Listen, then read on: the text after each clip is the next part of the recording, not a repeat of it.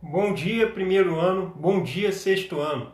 Então, galera, hoje a aula está sendo em comum aí, porque tanto no sexto quanto no primeiro nós falamos nas últimas aulas sobre a estrutura do planeta, sobre tipos de rocha. Hoje, né, iremos falar aí sobre agentes internos e externos.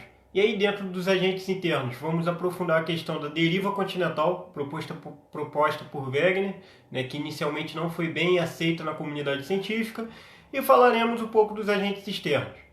Bom, o Alfred Wegener, né, era um meteorologista alemão, e há muito tempo atrás ele propôs que os continentes estariam se separando, né, eles já estiveram unidos no passado em um supercontinente, que a gente chama de Pangeia, mas claro, podem ter havido outros supercontinentes no passado e haverão outros no futuro. Pangeia teria sido mais recente e por meio de evidências como o clima, como a vegetação, como fósseis de animais encontrados no litoral da América do Sul e da África, levaram a crer, assim como mais tarde as novas tecnologias vão ajudar a mapear o fundo do oceano e ver que há evidências de um distanciamento das placas, isso vai mostrar evidências que essa teoria tinha sentido.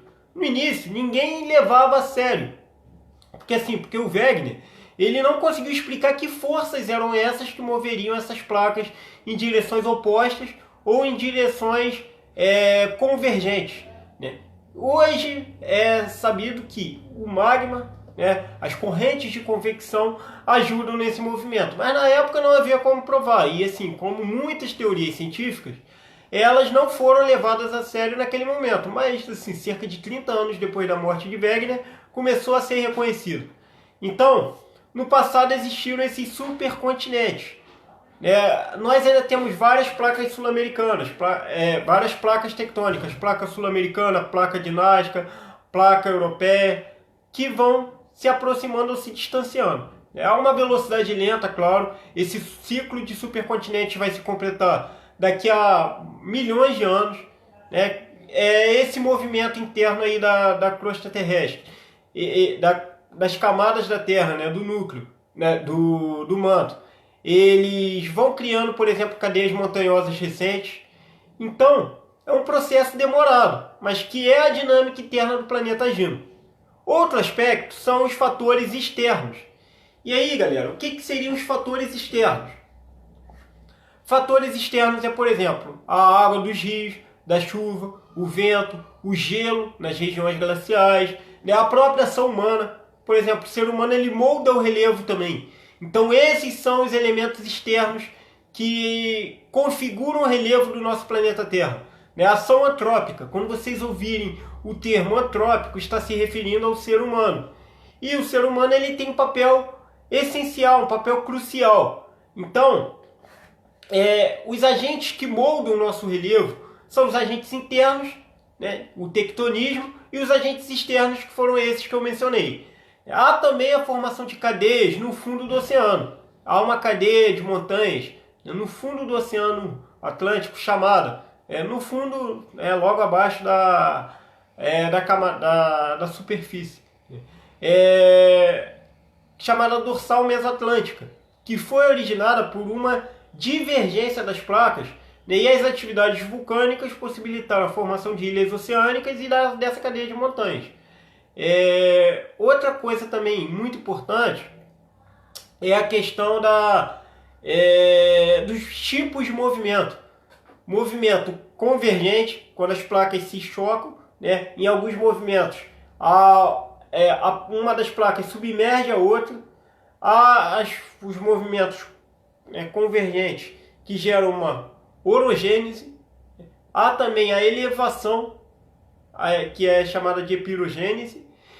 E também tem os movimentos conservativos, que são assim, e geram falhas. Dentre essas falhas, e acontecem muitos terremotos, muitos episódios de vulcanismo. Então, galera, é basicamente isso. Né? A aula hoje ela visava falar aí sobre as diferenças dos agentes internos e dos agentes externos. Outros pontos. Eu vou mostrar uma figura aqui, uma imagem aqui para vocês das placas tectônicas. Olha quantas placas. Esse trecho aqui é o chamado Círculo de Fogo do Pacífico. Nessa região há um intenso vulcanismo, há uma intensa atividade tectônica. E esses países, eles sofrem muito com esse tipo de coisa, né? Eles sofrem muito com esse tipo de evento. Embora, claro, a engenharia de maioria deles esteja planejada para isso, certo? Aqui na costa ocidental da América, né? Aqui é a região do Japão, né? A região da Coreia, né?